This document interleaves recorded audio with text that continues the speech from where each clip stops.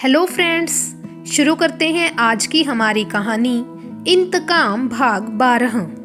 अभी तक हमने पढ़ा कि आकाश और मीरा मिलकर आदिवासी इलाके में एक स्कूल ओपन करते हैं और 12 टीचर्स की एक टीम वहां पर भेजते हैं।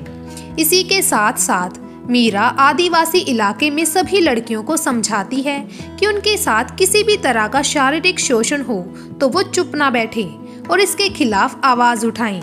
इसी के साथ साथ मीरा पार्टी के लिए कुछ कड़े फैसले ले लेती हैं जो नीलम जी को भी बिल्कुल सही लगते हैं और वो आकाश को पार्टी ऑफिस में मीटिंग बुलवाने को कहती हैं। अब आगे नीलम मैडम के कहे अनुसार पार्टी ऑफिस में एक मीटिंग होती है और सबको नीलम मैडम के कहे अनुसार आकाश बता देता है। पार्टी के कुछ लोग कहते हैं कि देश के बहुत से भागों से लोग बोल रहे हैं कि हमारी पार्टी को पूरे देश में इलेक्शन लड़ना चाहिए। तो मीरा खड़ी होती है कि युद्ध यूं ही नहीं लड़ा जाता, पहले पूरी तैयारी की जाती है और अभी हमें बहुत तैयारी करनी है और अभी हमें बस दिल्ली को देखना है। दिल्ली सरकार का कार्यालय खत्म होने वाला है तो चुनाव की घोषणा होने वाली थी और नीलम मैडम ने जनता के नाम संदेश में वही बोला कि हम और हमारी पार्टी चुनाव प्रचार नहीं करेंगी और जो चुनाव प्रचार का पैसा बचेगा उससे हम देश के पिछले इलाकों में गरीब लोगों के लिए स्कूल खोलेंगे और अगर आप लोगों को हमारी सरकार द्वारा काम पसंद आए तो हमारी पार्टी को अपना साथ देना। नीलम मैडम का जनता के नाम संदेश तो पूरी दुनिया में चर्चा का विषय बन गया था और ये बात हो रही थी कि ये बात सही है कि जिस पार्टी की सरकार है तो उसे चुनाव प्रचार नहीं करना चाहिए। कुछ लोग इसे सही तो कुछ लोग आत्मघाती फैसला बता रहे थे। पूर्ण स्वराज पार्टी के कुछ विधायक यही सोच रहे थे पर किसी की भी हिम्मत नहीं थी इस फैसले के खिलाफ जाने की। बड़ा अनोखा सा नजारा था। सब पार्टी के लोग चुनाव प्रचार में लगे थे तो पूर्ण स्वराज पार्टी के लोग देश के कोने कोने में जाकर ऐसे इलाके तलाश रहे थे जहां अभी तक स्कूल नहीं थे। मीरा और आकाश भी ओडिशा के नगड़ा गांव में बनाए स्कूल पहुंच गए थे और वहां की प्रोग्रेस देखकर खुश थे कि स्कूल में बच्चे अच्छा कर रहे थे। मीरा आकाश को बताती है कि अगर दिल्ली में हमारी सरकार बनी तो अगले 5 सालों में हम लोग देश के हर जिले में एक स्कूल बनवाएंगे और ये अगर करने में कामयाब हो गए तो अगले लोकसभा का चुनाव लड़ेंगे, नहीं तो नहीं।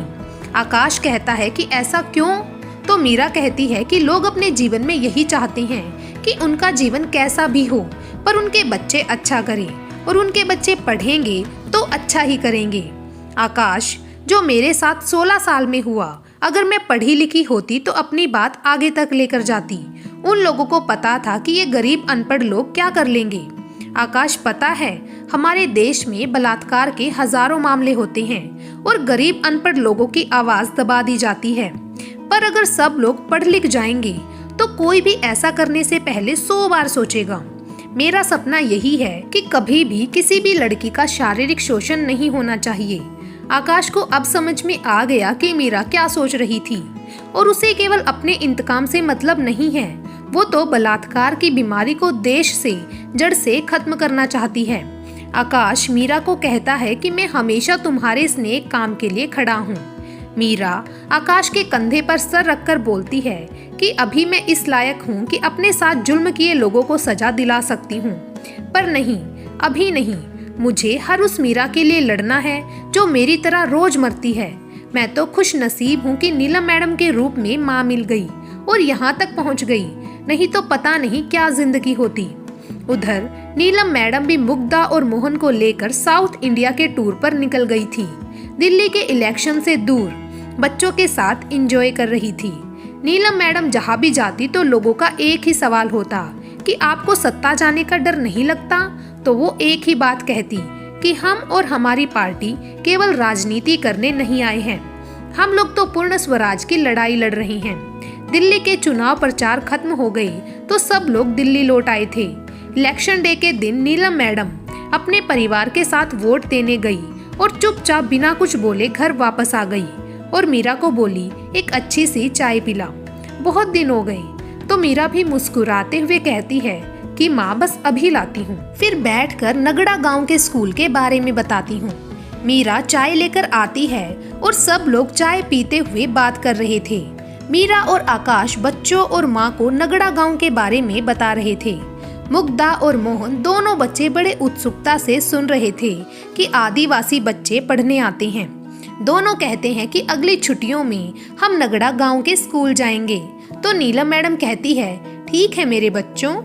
नीलम मैडम कहती है कि मीरा, तू बता कि क्या होगा रिजल्ट 2 दिन बाद। मीरा, क्या माँ, आप फिर से मुख्यमंत्री बनोगे और एक इतिहास बनाने जा रहे हो। पर इस इतिहास के बाद पूरी दुनिया में बहस होगी कि सत्ताधारी पार्टी को चुनाव प्रचार नहीं करना चाहिए। नीलम मैडम कहती है कि तूने बोल दिया तो सच ही होगा। 2 दिन बाद इलेक्शन रिजल्ट देखकर सब लोग हैरान थे, क्योंकि एक इतिहास बन चुका था।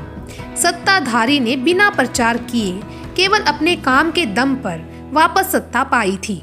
पूरी दुनिया की मीडिया को भारत के इलेक्शन से ज्यादा दिल्ली के नतीजों को कवर करने में मजा आ रहा था। नीलम मैडम की प्रेस कॉन्फ्रेंस होने वाली थी कि तभी मीरा नीलम मैडम को कहती है कि माँ, आपसे एक सवाल ये होगा कि क्या आपकी पार्टी दिल्ली से बाहर इलेक्शन लड़ेगी या अगला लोकसभा चुनाव हो तो आप साफ साफ मना कर देना। ये राजनीति है और कभी कभी झूठ भी बोलना पड़ता है। नीलम मैडम मुस्कुराती है और कहती है, जब बच्चे बड़े हो जाते हैं तो उनकी बात भी माननी होती है। प्रेस कॉन्फ्रेंस में आप अकेले जा रहे हैं और कोई भी नहीं होगा पार्टी से। नीलम मैडम कहती है कि तू तो चल। मीरा कहती है कि नहीं, अभी लोगों को यही लगना चाहिए कि पार्टी में आप ही सबसे ऊपर हैं। नीलम मैडम कहती है कि पता नहीं क्या क्या करती रहती है, सच में तो मिस्ट्री गर्ल ही है।